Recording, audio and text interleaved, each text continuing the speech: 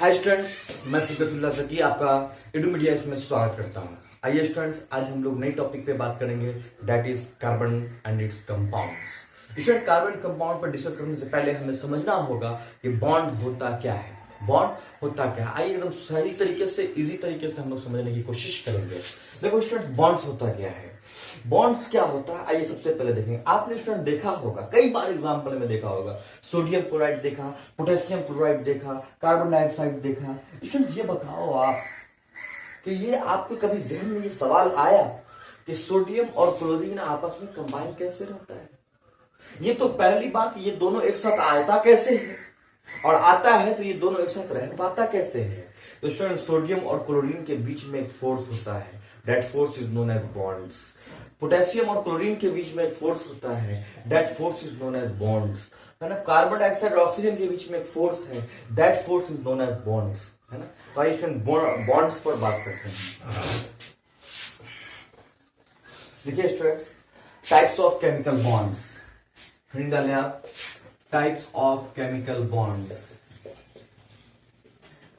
Types of chemical bonds, types of chemical bonds, है ना। Ionic bond and second one is covalent bond, ionic bonds and covalent bonds. आइए students, अब बात करेंगे हम लोग आयनिक बॉन्ड्स पर कि ये आयनिक बॉन्ड्स होता क्या है।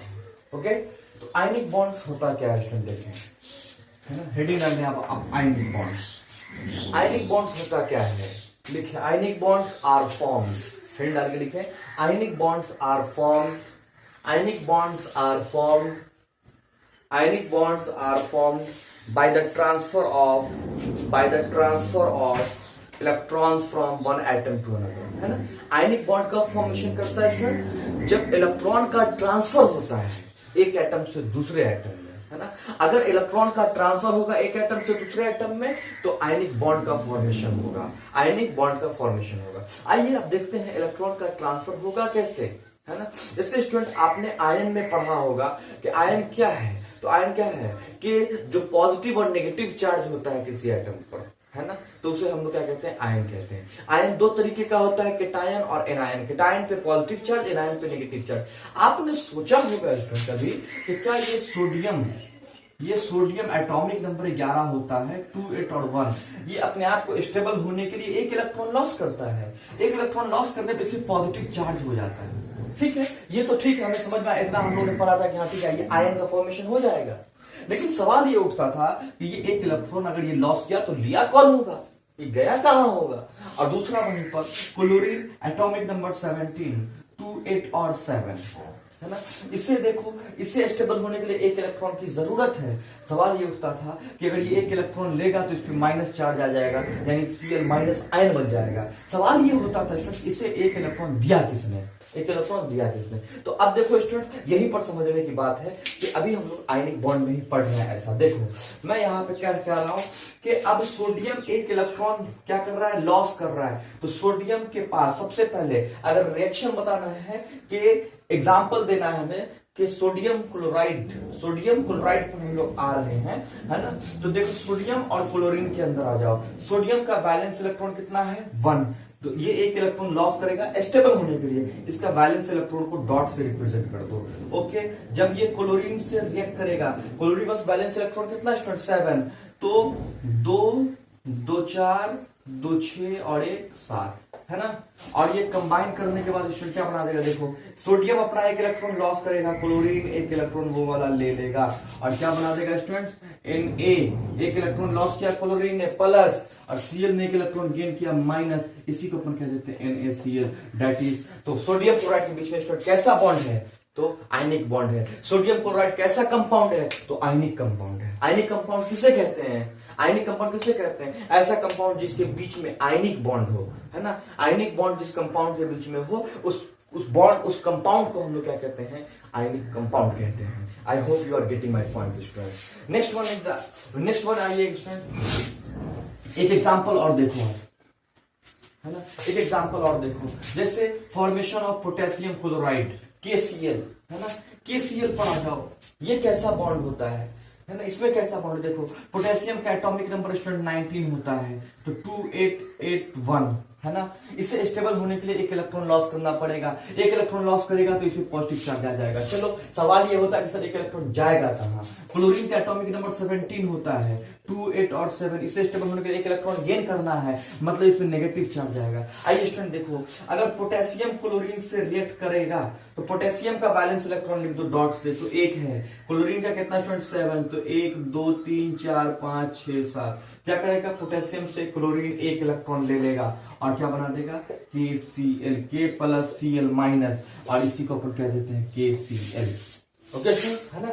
देखो तो पोटेशियम क्लोराइड के बीच में कैसा बॉन्ड है, आयनिक बॉन्ड है। और जिस बॉन्ड के बीच में जिस सब्सटेंस के बीच में आयनिक बॉन्ड होता है, वो जिस कंपाउंड के बीच में आयनिक बॉन्ड होता है, उस कंपाउंड को अपन क्या कहते हैं, आयनिक कंपाउंड कहते हैं। I hope you are getting my point student. Okay student, अगर बेटा आपसे कोई सवाल पूछेगा कि आयनिक बॉन्ड होता क्या है, आयनिक बॉन्ड होता क्या है, तो जब दो एटम के बीच में इलेक्ट्रॉन का ट्रांसफर हो, इलेक्ट्रॉन का ट्रांसफर का मतलब क्या होगा कि एक एटम इलेक्ट्रॉन देता होगा, दूसरा एटम इलेक्ट्रॉन लेता होगा, तो आयनिक बॉन्ड का फॉर्मेशन होगा, आयनिक बॉन्ड का फॉर्मेशन होगा। सवाल ये उठता है कि अच्छा आयनिक बॉन्ड का फॉर्मेशन होगा, एक इलेक्ट्रॉन लॉस करेगा, एक इलेक्ट्रॉन गेन करेगा, तो आयनिक बॉन्ड बनेगा। तो फिर आयनिक कंपाउंड होता क्या है, आपसे पूछेगा आयनिक कंपाउंड होता क्या, कहिएगा जिस कंपाउंड के बीच में आयनिक बॉन्ड हो, जिस कंपाउंड के बीच में आयनिक बॉन्ड का फॉर्मेशन होता हो, वो कंपाउंड आयनिक कंपाउंड कहलाता है। आपसे पूछेगा एग्जांपल बताओ, बता देना सोडियम क्लोराइड, ये आयनिक कंपाउंड है। पोटेशियम क्लोराइड आयनिक कंपाउंड है। आपसे पूछेगा पोटेशियम क्लोराइड के बीच में कैसा बॉन्ड है, आयनिक बॉन्ड है ना। सोडियम क्लोराइड के बीच में कैसा बॉन्ड है, आयनिक बॉन्ड है। ओके स्टूडेंट्स, अच्छा स्टूडेंट एक चीज और गौर करना,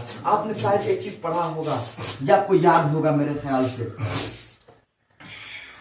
जैसे स्टूडेंट मैं कह रहा हूं आपको कि आपने देखा होगा कि मैंने कहा कि अगर किसी भी एटम का इलेक्ट्रॉनिक कॉन्फ़िगरेशन करो और इलेक्ट्रॉनिक कॉन्फ़िगरेशन करने पर वैलेंस इलेक्ट्रॉन 1 2 3 बच जाए, 1 2 3 बच जाए, है ना। अगर किसी एटम का इलेक्ट्रॉनिक कॉन्फ़िगरेशन करने पर वैलेंस इलेक्ट्रॉन 1 2 3 आपको बच जाए, समझ जाना वो मेटल है, क्योंकि वो इलेक्ट्रॉन लॉस करेगा। और इलेक्ट्रॉन लॉस कौन करता है, जो मेटल होता है, मेटल इलेक्ट्रॉन लॉस करता है। ओके स्टूडेंट, तो आप देख लो सोडियम के पास बैलेंस इलेक्ट्रॉन कितना था, 1, यानी ये मेटल है, ये क्या है, मेटल है। और जिस एटम पे आप इलेक्ट्रॉनिक कॉन्फ़िगरेशन करते हो वैलेंस इलेक्ट्रॉन 5 6 7 बच जाता है, वो क्या होता है, नॉन मेटल होता है। वो क्या होता है, नॉन मेटल होता है। तो जैसे क्लोरीन के पास वैलेंस इलेक्ट्रॉन 7, यानी ये नॉन मेटल है ना, ये क्या है, नॉन मेटल है। तो इसका मतलब ये हुआ कि मेटल और नॉन मेटल जब आपस में कंबाइन करेगा, मेटल और नॉन मेटल मिलकर के जो कंपाउंड बनेगा, वो कंपाउंड भी आयनिक कंपाउंड होगा। जैसे देखो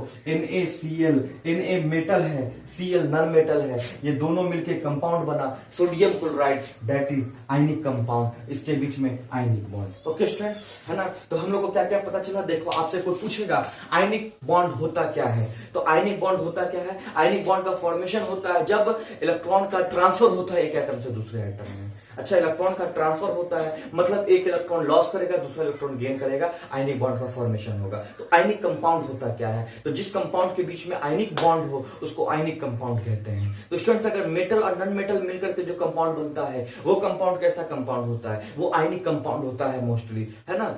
उनके बीच में कैसा बॉन्ड होता है, आयनिक बॉन्ड होता है। ओके स्टूडेंट्स, आइए अब तो देखो ये सब, अब देख लो मेटल और नॉन मेटल से मिलकर के बना हुआ आयनिक कंपाउंड का एग्जांपल देख लो। मैग्नीशियम ऑक्साइड, है ना, मैग्नीशियम मेटल है, ऑक्सीजन नॉन मेटल है, मैग्नीशियम ऑक्साइड ये आयनिक कंपाउंड है, मेटल नॉन मेटल से मिलकर बना हुआ। Potassium chloride metal non metal से मिलकर के बना हुआ है, ये भी आयनिक कंपाउंड है स्टूडेंट। वहीं पर आप देख लो कि अच्छा कोई ऐसा भी है जो नॉन मेटल के साथ मिलकर के आयनिक कंपाउंड होगा। हाँ student, ammonium chloride NH4Cl, that is ये आयनिक कंपाउंड है, बट ये क्या है स्टूडेंट, दो नॉन मेटल्स के साथ मिलकर के बना हुआ है। एमोनियम क्लोराइड नॉन मेटल के साथ मिलकर के बना हुआ है। Okay student, I hope you are getting my points, है ना। अच्छा नेक्स्ट वन, अब सवाल ये होता है कि सर मैग्नीशियम और ऑक्सीजन के बीच में कैसा फोर्स है, अगर ये आयनिक कंपाउंड है, आयनिक बॉन्ड में कैसा फोर्स है, इसके बीच को कहते हैं इलेक्ट्रोवैलेंट बॉन्ड, इलेक्ट्रोवैलेंट बॉन्ड, है ना, इसको कहते हैं तो आयनिक बॉन्ड है ना, इलेक्ट्रोवैलेंट बॉन्ड। तो मैग्नीशियम ऑक्सीजन के बीच में कैसा फोर्स है, इलेक्ट्रोवैलेंट बॉन्ड है ना, इसके बीच में कैसा फोर्स है, इलेक्ट्रोवैलेंट बॉन्ड, ठीक है। Okay student, I hope you are getting my points student. तो आपने ये देख लिया कि कैसे फॉर्मेशन करता है ना, क्या कहते हैं आयनिक कंपाउंड कैसे फॉर्मेशन करता है। ओके, चलिए नेक्स्ट वन, आपका बहुत बहुत शुक्रिया हमारे साथ बने रहने के लिए। अब स्टूडेंट्स हम लोग नेक्स्ट टॉपिक में बात करेंगे कोवैलेंट बॉन्ड। तो कोवैलेंट बॉन्ड के लिए अगर आपको पढ़ना है हमारे साथ तो आप हमारे चैनल को सब्सक्राइब कर दीजिए, अगर नहीं किए हैं तो बेल आइकन को प्रेस कर दीजिए ताकि आपको इस वीडियो की सारी इन्फॉर्मेशन मिल सके हमारे चैनल की। और हमारे साथ बने रहने के लिए आपका बहुत